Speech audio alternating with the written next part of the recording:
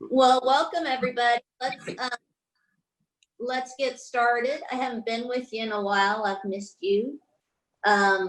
We are focusing the forum this month on the subject of outreach. And this morning, I'm very happy to say that we by one of, if you wanted me to say this, one of many parishioners who are very involved in outreach and the work of nonprofits in St. Louis, Mr. Allan Ivie. And I get the opportunity to interview him a little bit today to get all of us thinking about what is our place in outreach? What is our place in serving God through serving our neighbors? So I'll just start out by saying that Allan is an usher. I was happily able to recruit him a number of years ago as an acolyte master. And he is also a member of the outreach committee. And Allan, I couldn't remember, what year did you and Paige and the girls join St. Peter's? Do you remember? It was, well, Paige is on the line. I think it was in 2012, maybe. Or thereabouts, anyway. So quite a while ago. Yes. Yeah. So I thought we could start, if you could give us a little bit of background about when you first became involved in outreach in St. Louis, and how did that all start for you? Well, before I start, I want to again repeat what Kelly said, that, you know, I was excited to have the opportunity to participate in the forum today, but there could have been any other large number of our church members who could be doing this as well. So I don't want to think you all to think that I am, you know, anything spectacular here, because we have so many people in our church who are involved in so many good causes in the community. But, you know, my initial involvement, I guess, stemmed from my father, who was a longtime member of the Rotary Club in Richmond, Virginia. So when I got out of college and took a job here in St. Louis, I joined the Clayton Rotary Club. And so that was my kind of initial foray. And I was, let's say, in my early 20s at that point. But then at one point in the late 80s, my mentor in banking and still very dear friend encouraged me to look for an opportunity to get involved with a nonprofit board. And, you know, my conversation with him, it really centered on that it made sense from a business perspective. So I would say that my initial involvement was not altruistic. It was more business focused. And as a young banker, you know, he encouraged me that getting involved in a nonprofit would expand my network. I'd get to meet new people through other board members and other people who were supportive of that organization. So I think it was in 1988, I joined the board of the Clayton Child Center. And I was on that board for a long time. And eventually, I think maybe in the early 90s sometime, I became president of that board. But that was the initial foray for me in the nonprofit world.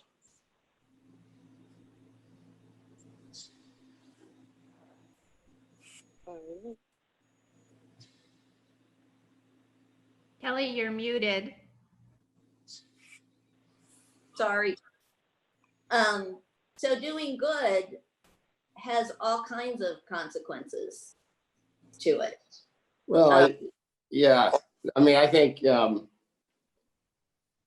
so this is a long history in St. Louis, I think, of corporate support of philanthropy and community organizations. And, you know, St. Louis is known as a very giving and philanthropic community. And I think we've seen that change a little bit over the years because we've lost so many of our Fortune 500 corporate headquarters here. But there's certainly a component of, at least of my involvement in the community in terms of helping my business. But it's also, I feel very strongly about giving back to the community.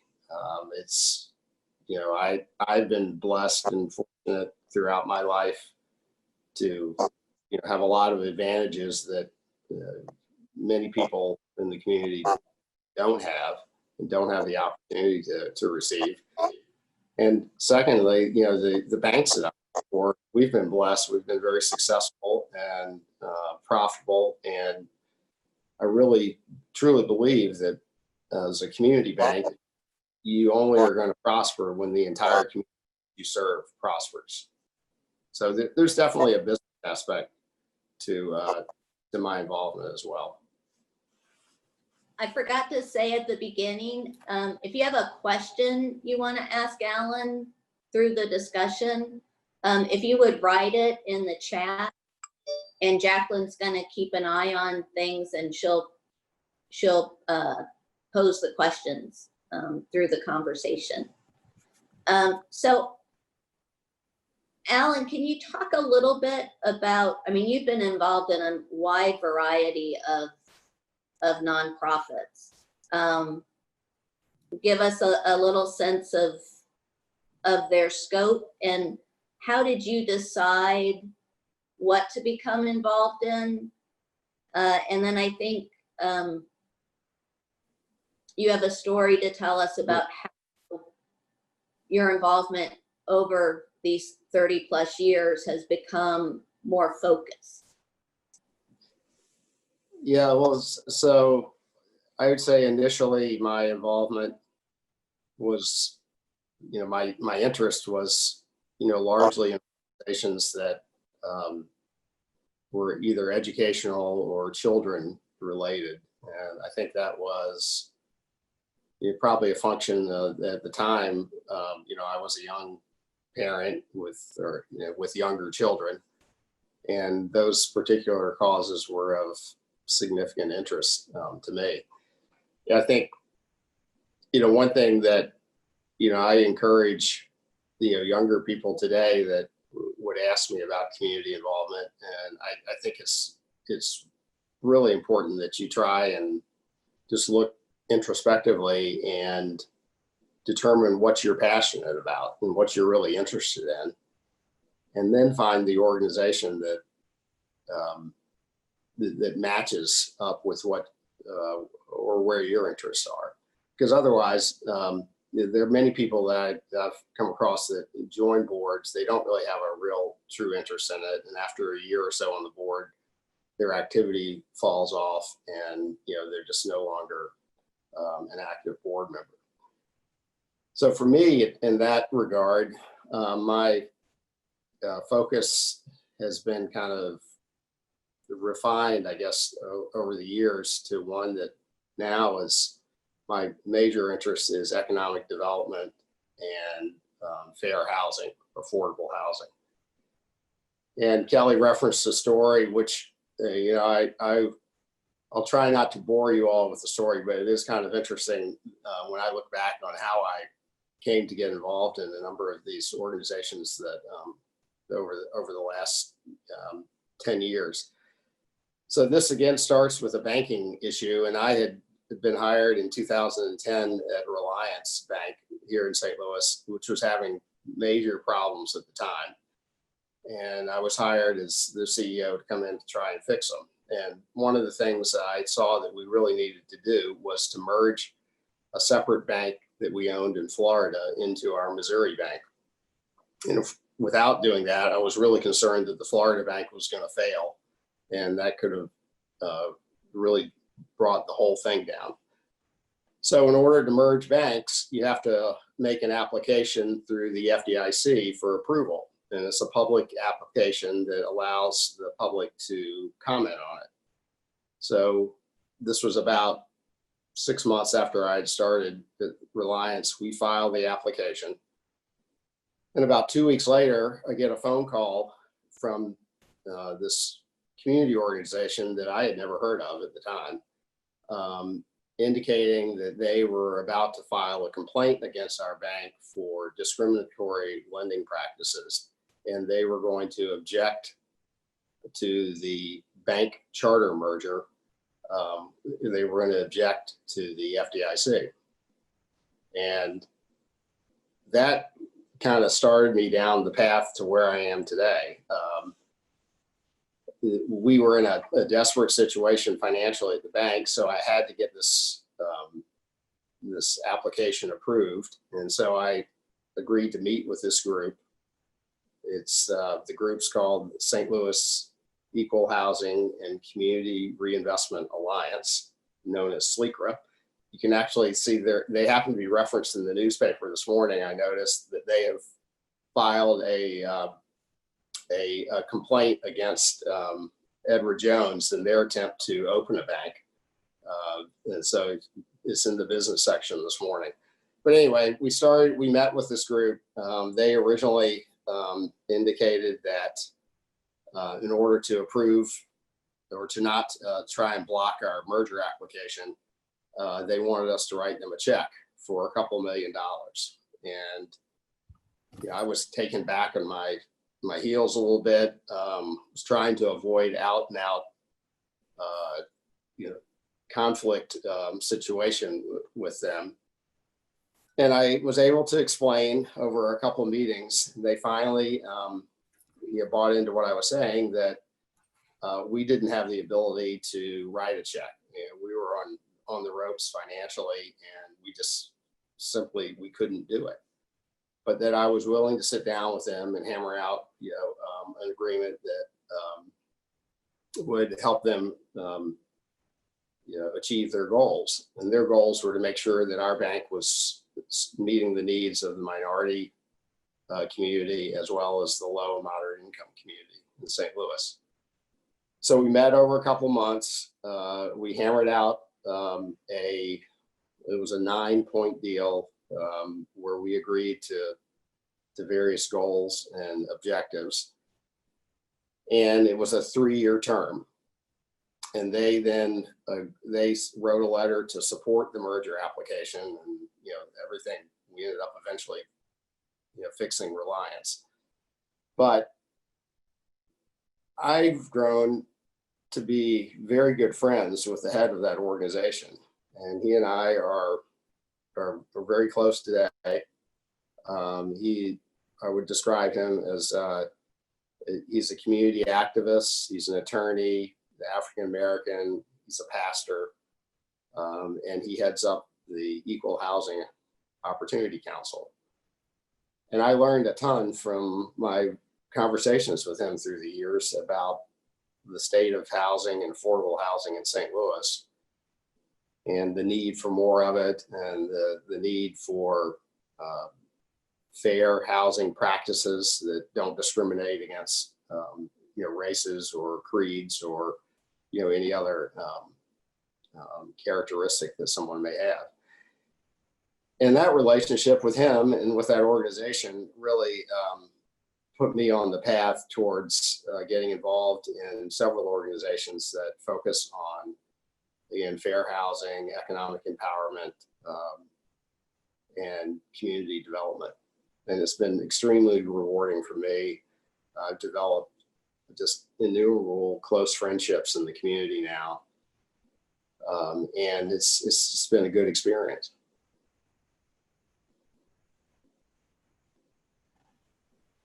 And Allan, how does that intersect with your work at the bank? What is your position with your bank now? Well, so our bank Reliance Bank was sold to a larger company about a year and a half ago. It's called Simmons Bank, and they're based in Little Rock, Arkansas. And we're in multiple states with a sizable presence in Missouri.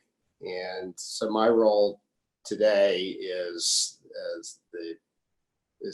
my title is President of Corporate Banking and Community Affairs, but I am responsible for our community outreach through the state of Missouri and our business development efforts throughout the state.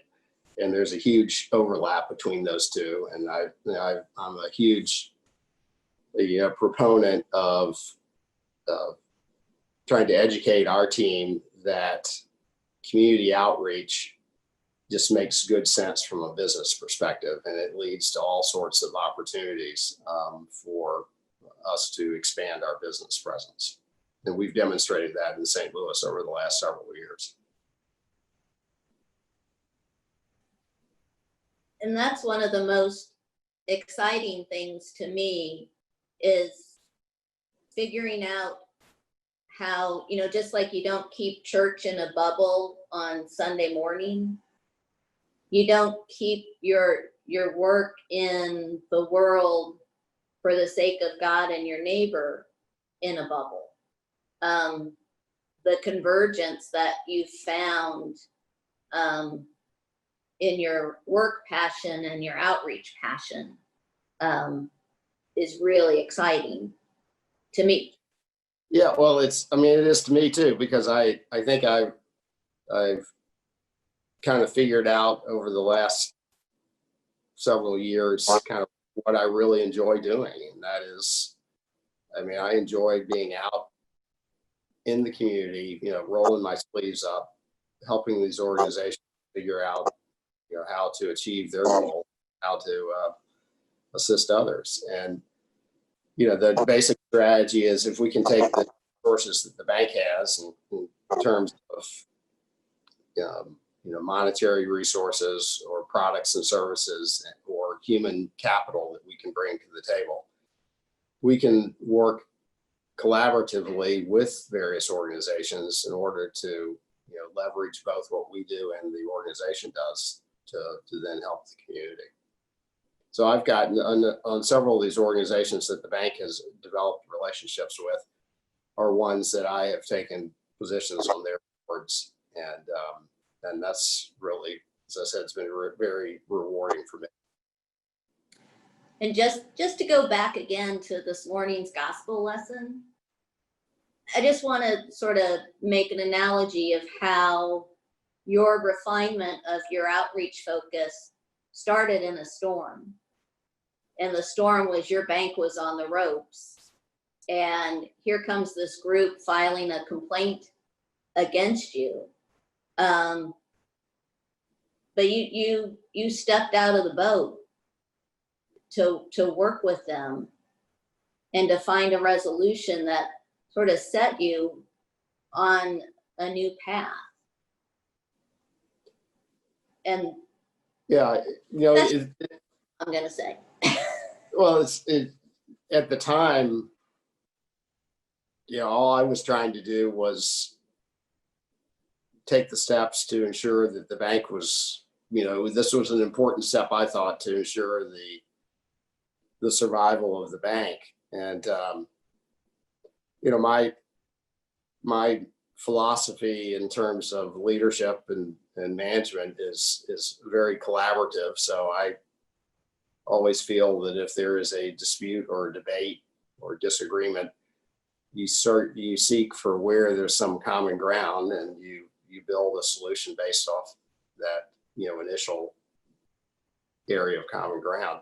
I guess I should say, and again, I'm not trying to be an advertisement for our bank, but this is something I'm very proud of. And we took that initial complaint, and, it was a tough agreement that we hammered out. So our bank, you fast forward, that was in 2011. In 2017, we received for the FDIC the first outstanding rating on the Community Reinvestment Act exam that any bank in St. Louis had received in 35 years. So I have many times publicly complimented this community organization that held our feet to the fire for getting us on the path that ultimately led to that outstanding rating.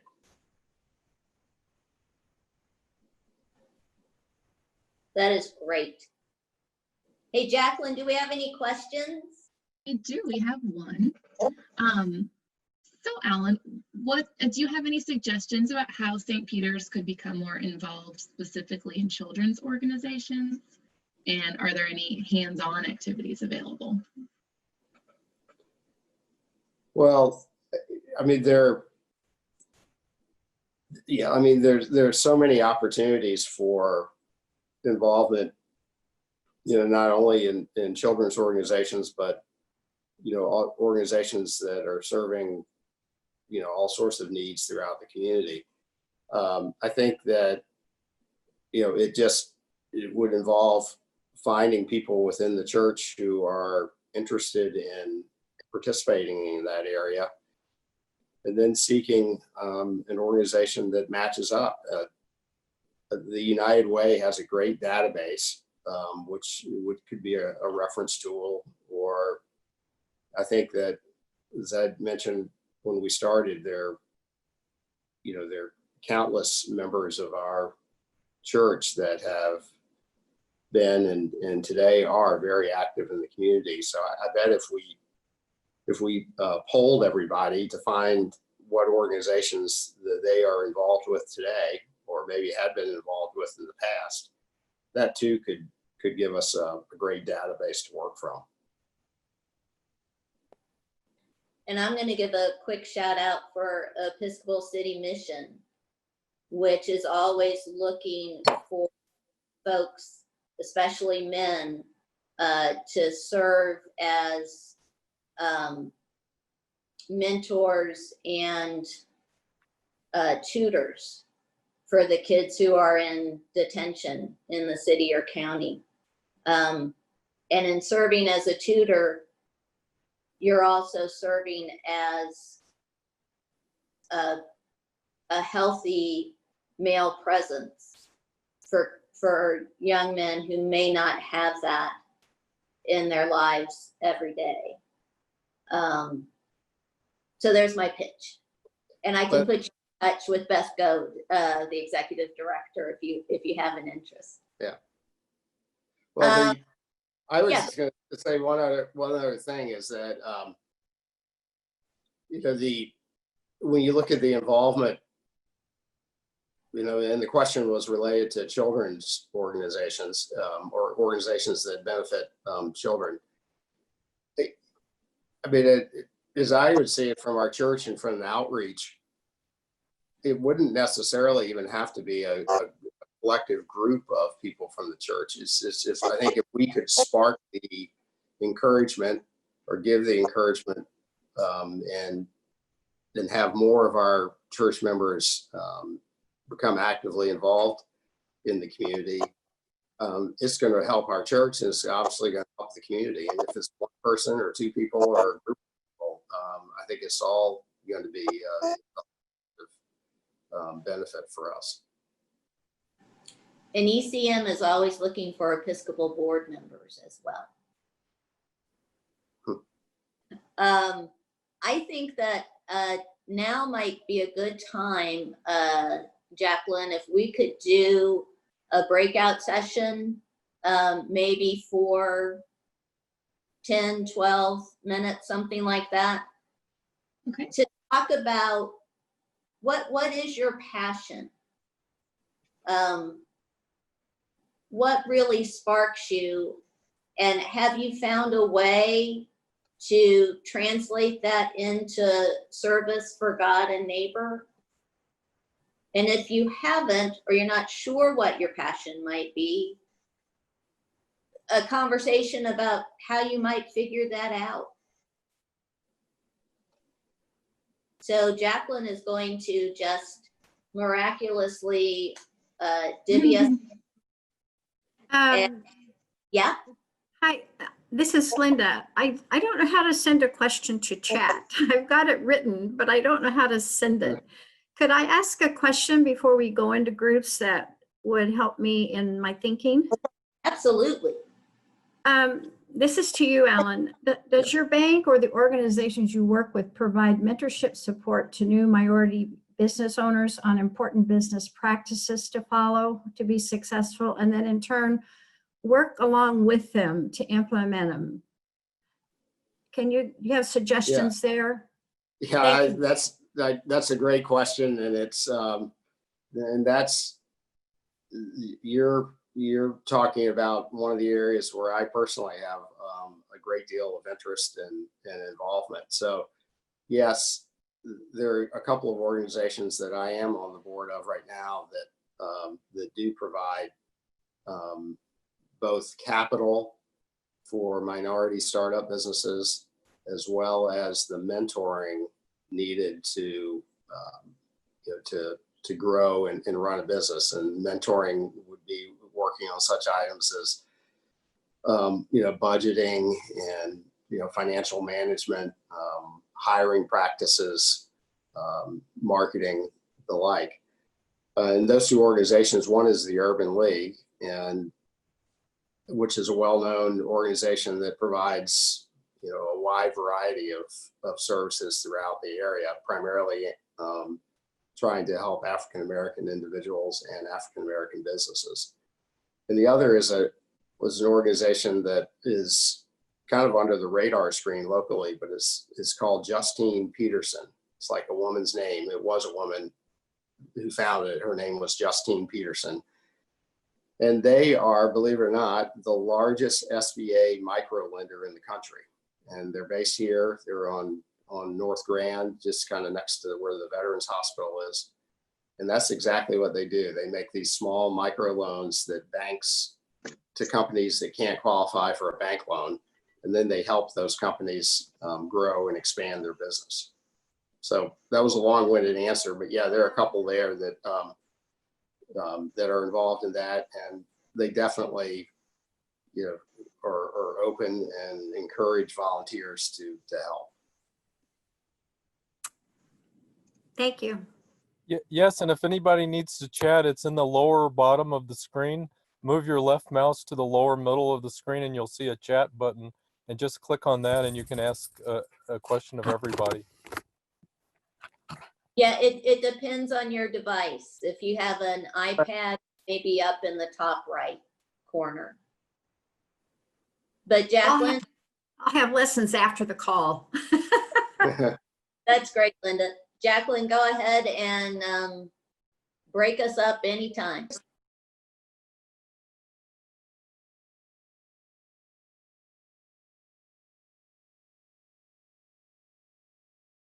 We got a little bit of time left, and Alan, I wonder, you're on the executive board of the Urban League. Yes.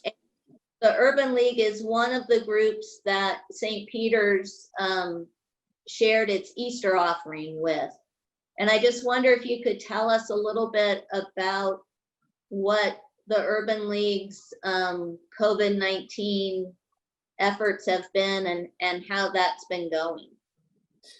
Yeah, so the Urban League provides a broad breadth of community services, but during the COVID epidemic, they've really focused on food and personal protection item giveaways. And you all may have seen on the news stations or the newspaper every Saturday for the last 15 weeks now. They have had these massive giveaways. And I think I understand yesterday that they served 3,000 families to give them food and other essential items. And it's been a huge undertaking. They've been fortunate to get now almost $3.5 million donated from local corporations and St. Louis County as part of the CARES Act. The monies also contributed. but it's a big effort, and I think, you know, Kelly, we're working on possibly trying to get a group from the church to help on the August 29th giveaway. Oh, we're in.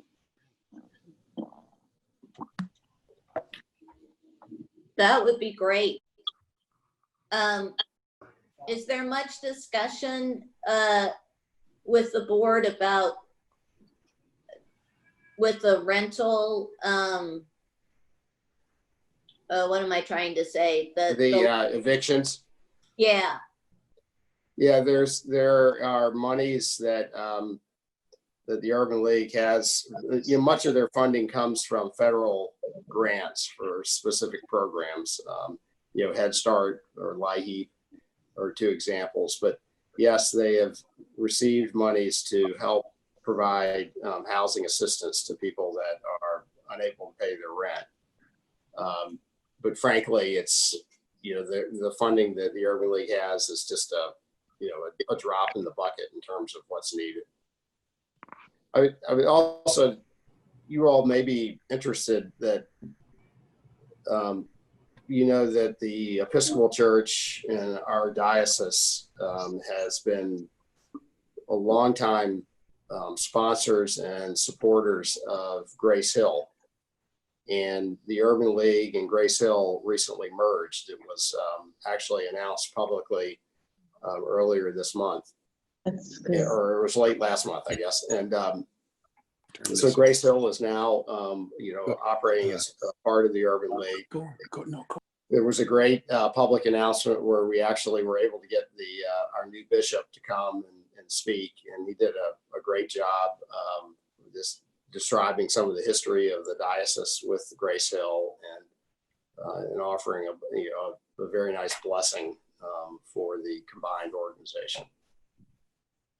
Allan, what excites you about your community work today, and what kind of progress do you see being made in St. Louis? Well, I think what really excites me is getting my hands dirty, so to speak, in being involved not only as, say, a member of the finance committee or that part, but actually taking part in helping these organizations do what they do, and then seeing the appreciation from the people in the community who are being served and are benefiting. I think, you know, another thing that really excites me is that with the ongoing, you know, racial issues that are affecting our community and the country, I think for me to have really gotten to know many people and befriended many people who are African American has really helped me to, you know, expand my understanding of some of the challenges that that community has faced for years and years and years. So that's been very eye-opening and helpful as well. And the friendships I've developed have been very, very rewarding. Yeah, I think there is certainly a great acknowledgement in the area that more work is needed in all sorts of fronts. And I think as more organizations, well, I didn't back up and say that there's so many good nonprofits in St. Louis, and there must be, 1,000 or more, but many of them are so small that whereas their mission is viable and meaningful, but they're so small they don't really have the capacity or the resources to make a true difference or to affect any sort of real change.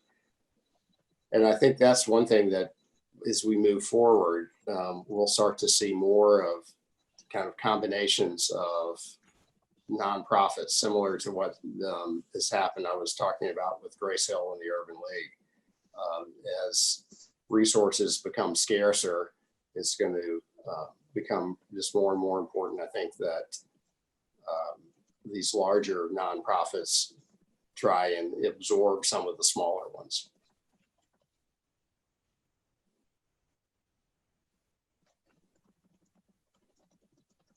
Thank you so much.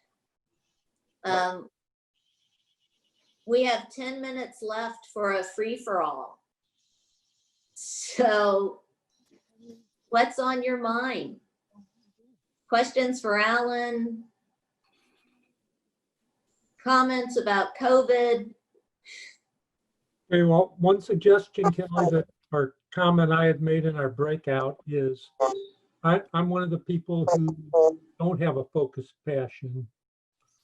And Allan had spoken about some databases where that might offer a menu of opportunities and explain a little bit. And I was wondering if maybe there could be at some time, maybe one of the Sunday morning sessions or another session dedicated to showing us around that website. And also, I think Janet talked about maybe creating a St. Peter's database and talking about creating that and more what everyone is involved in. Well, and that's one of the gifts of the Realm database that we have, is Realm gives us the ability in every parishioner, as you go in and you fill out your personal profile, you can put your interest, your activities, that we could build that kind of database. So that parishioners can mentor each other in fields that they might be interested in getting their feet wet in. That's a great idea. So Another read my suggestion mind. might be to get a lot more people's data into Realm. Because Oh, right, maybe that sounds so lovely. Oh, I know you can't see my face, but it is smiling. To get more people signed up and active on Realm would indeed be a wonderful, wonderful thing. And I think would help make us be more effective as a parish and as a member, part of the body of Christ. Janet, what do you want to say about that? Yeah, sorry, I have to call Joseph because I just got a call from Hackett Security about the church and a burglar alarm. So in 2 minutes, let me just say, yeah, that was one of the ideas I talked about. I would love to see much more engagement with Realm, much more accessibility to a mentoring or at least a database that we could create. My question is can I work with the outreach committee to produce that so that we can start to, spread out. What I said was I'm sure that the outreach committee probably could name on 2 hands another 10. Each person could come up with the 5 or 10 people who are doing great things in our community. If we then can offer that as a Sunday or communicate that, then, John or Janet says, oh gosh, I'm very interested in XYZ. It's a little less threatening or a little less, it's easier. It's easier if you call a parishioner and email parishioner versus go out to a big organization that you don't know how to reach out to. So we'll be working on that for sure. The second thing I would say is the communication piece of this. If there are people who would like to contact me to help with communications of events coming up, of things like this, please message me, please call me. I check messages and I check email. And I know a couple of you guys have said that you'd be interested in helping, so I'll be reaching out to you, Dudley. You're one of them. Thank you. So Chris and Allan, could you work with Janet in taking that idea back to outreach? About Absolutely. Great. Absolutely. So what are they going to take back to outreach? I wasn't quite sure. what the summary of that would be. The idea of building a database of service activities, service involvement of parishioners at St. Peter's, so that a parishioner seeking to engage their passion could get an idea of who they might talk to give them some information about a group that they're involved in St. Louis. I think passion comes from, you come with the passion, therefore you want to link with one. But some people may be wanting to survey so they can see what might spark a flame that would then become a passion, or might like to stick a toe in and do something for a day if that really matches their interest. And I'd love to see sort of a process where we would clump what's needed in the community and skills that we've got and figure out some way to kind of match the two. Sticking your toe in the water is a definite, I'm going back to the gospel, definite way to start. Anything else? Kelly, Our 3 final minutes? Kelly, Oh, there's Matt out in Hawaii. do you mind if I throw a plug in for the men's breakfast Tuesday? Please do. Okay, just as a reminder, we're going to talk about the upcoming first responder breakfast. So as many people we can get, the better. Thank you. And you might say, how in the world can St. Peter's do a first responder breakfast in the midst of a pandemic? We But- got it covered. Matt has found a way. No, Chris did. Chris, with his passion for food and service, has a way. So where do we find the link for this Tuesday's meeting, and what time is it, Matt? It's at 8:30 to 9:30, and I don't have a link. I just have the number. I can give you the. Oh, I can give me 1 second, make a distraction, and I'll put it in the chat. Okay. Thank you. Is it in the rock? Yes. It should be, yes. Oh, So if yeah. you- So that's more valuable than this, but just in case. Here's this one. If you go to Friday's email, Friday's news from the rock, you'll find the Zoom link to this Tuesday's breakfast at 8:30. Tuesday at 8:30 in the morning, and it goes for an hour.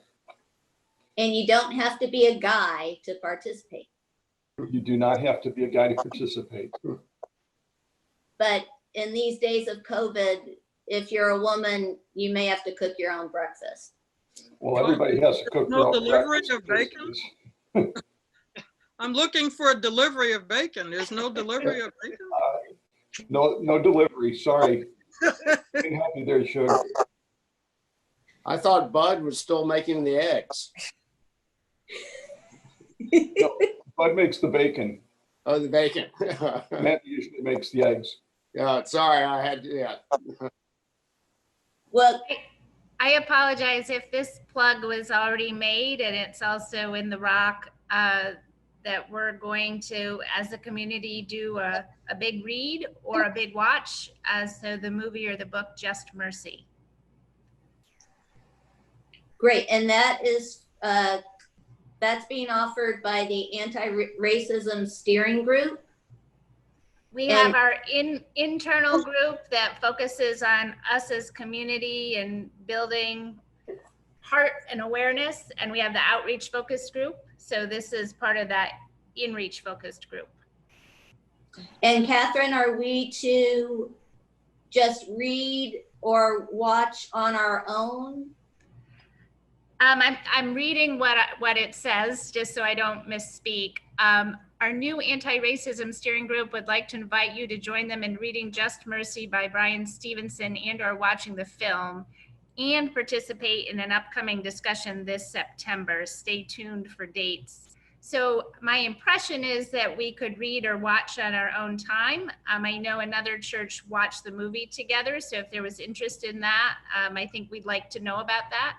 I read the book on vacation, and it touched my heart. It really, really touched my heart. Is that movie available on Netflix? I think someone had Googled that it was available on Amazon. So it came out, I just pulled up the trailer recently, and I believe it came out last December.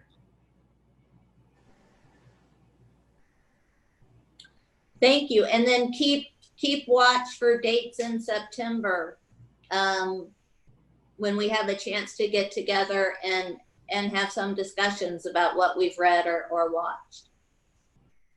That is awesome. Allan, thank you so much for getting us sparked and going.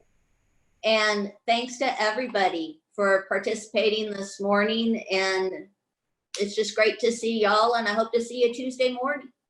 Yeah. Thank you, Kelly. Enjoyed it. Good. Bye. Thank you, Alan. Have a good week.